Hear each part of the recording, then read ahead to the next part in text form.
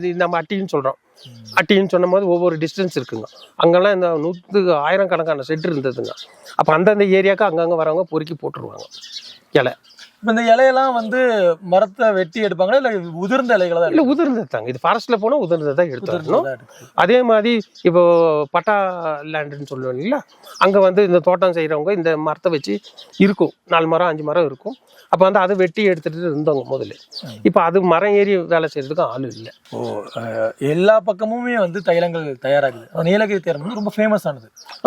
நம்ம கேட்டு எதனால அது ஃபேமஸ் ஆச்சு? மண் இதுதான். இப்போ கொடைக்கானலில் செய்கிறான், மூணாரில் செய்கிறான். இப்போ கேட்டால் ஒரு சிலர் சொல்கிறாங்க சவுத் ஆப்பிரிக்காவில் வருதுன்னா மலேசியாவிலேருந்து வருதுன்றாங்க. பட் இருந்தாலும் நம்ம இந்த மண்ணோட கணக்கு தாங்க இந்த ஆயிலுக்கு ஒரு கெப்பாசிட்டி. இப்போ ஊட்டிக்கு வந்தால் வரிக்கின்றோம், டீ தூளுன்றோம். அசாம்லேயும் இருக்குது டீ தூள், ஸ்ரீலங்காவும் இருக்குது டீ தூள். ஆனால் ஊட்டிக்கு வந்தாலும் டீ தூளுன்ற ஒரு பேர் வருது இல்லைங்களா? அதே மாதிரி தாங்க இதுக்கு.